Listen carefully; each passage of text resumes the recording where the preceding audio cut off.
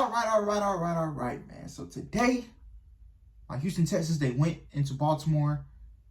They went into the bank, and they defeated the Ravens 44-10.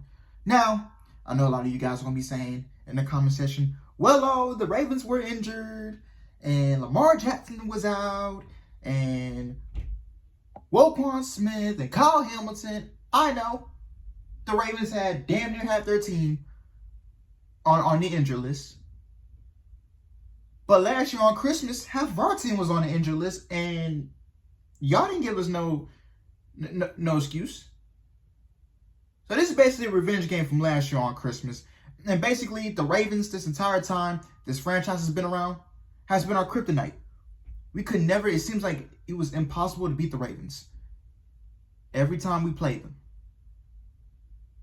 But we go in there, we beat the Baltimore Ravens for the first time in franchise history in Baltimore. In Baltimore. This is the first time we beat the Ravens on their home turf. And man, the defense, like always, play lights out.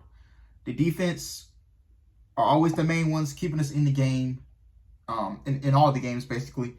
And I read some stat that every other team in the last 11 games, every other team that is not a Lamar Jackson or a Patrick Mahomes-led team has not dropped 20 points on us, which is good. But if the offense was a little bit up here, you go from here to up here for a little bit, then we'll be talking more W's on this channel.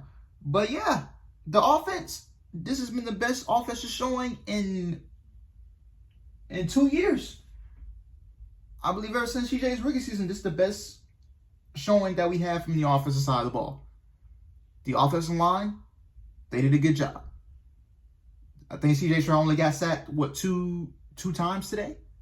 2 times, if I'm not mistaken. I didn't stream the game because I had to go off to a friend's going away party, and I wasn't going to be able to stream the whole game. But I did watch the rest of the game at the party. And the offensive line, they held up. CJ Stroud, 23 of 27, 244 yards, 4 passing touchdowns, run for 30 yards. That's pretty impressive for the old man, you know what I'm saying? Which he was joking about, but the whole media and everybody took it out of context. So yeah, but pretty great game from CJ Stroud. His get back game. I would say his get back game was last week, but even a more impressive showing this week.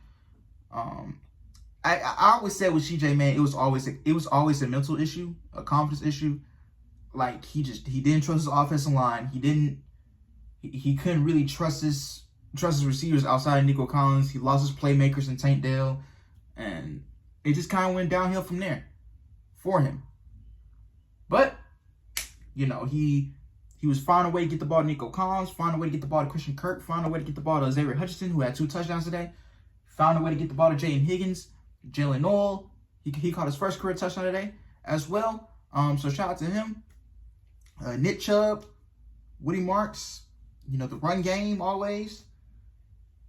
If this is the same, if this keeps progressing, if this keeps progressing, this keeps getting better. I mean, we can find ourselves, honestly, with the schedule that we have. I mean, we can finish the season with 11, 12 wins. Now, I know we got 3. Now, I know we started the season 0-3, but if you take away the Gubawale fumble at the first game against the Rams, you took away the missed tackle on Baker Mayfield on Monday Night Football, week 2. You take away the Nico Collins fumble on week 3. You take away those mistakes, we could be sitting at 5-0 or 4-1 at most.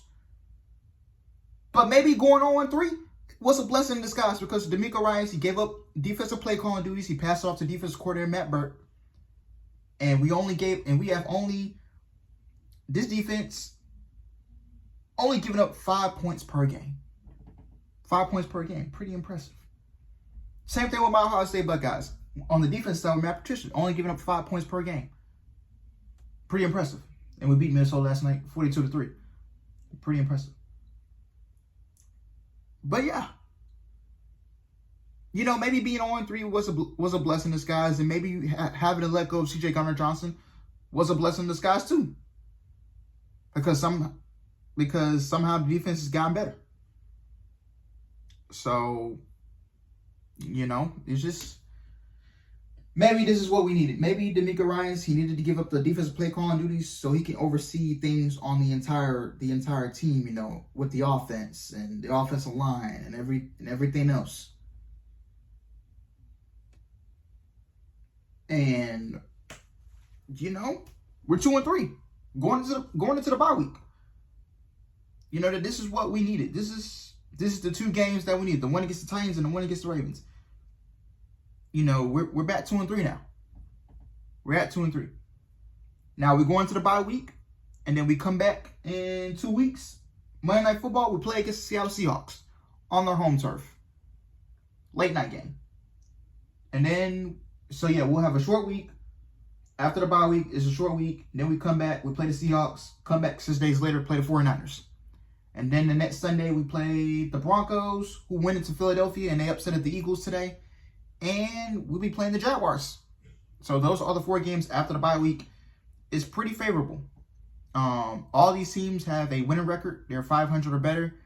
And, as of right now, they're 500 or better. But yeah, man, this team, can be a complete, if we stay consistent, we could be a completely different football team this month, November and December. We can hang with teams. We can hang with the Buffalo Bills. We can hang with the Kansas City Chiefs if we don't get it our own way. Now, offensively, we control the time of possession this game and last week. That's probably going to be the key to winning these games. Controlling the time of possession on the offensive side of the ball. That way, you can get the defense some rest. Because the first 3 games, that was a big problem for us. Not controlling the time of possession. The defense was getting tired. We was getting 3 and outs, playing third and forever. But these last 2 games, turn around. Nick Caley, I know it took him a couple weeks. But, it seems like we're riding some pretty good momentum going into the bye week. And, yeah, man. Yeah, overall, we're 2-3. So we go to Seattle Monday Night Football in 2 weeks. So this could be the game that can get us to, if we can get to 500 by the San Francisco game, or any after this 4-game stretch, if we can get to, as long as we get to 500 by November, we're good. Because, like I said, these next 4 games after the bye week are opponents with winning records as of right now, which is Seattle, San Francisco. I can't talk. San Francisco, Denver, and Jacksonville. So, and the AFC South is it's still not out of reach. It's still early.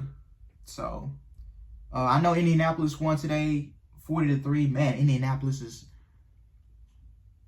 Their only loss came to the Rams. So yeah.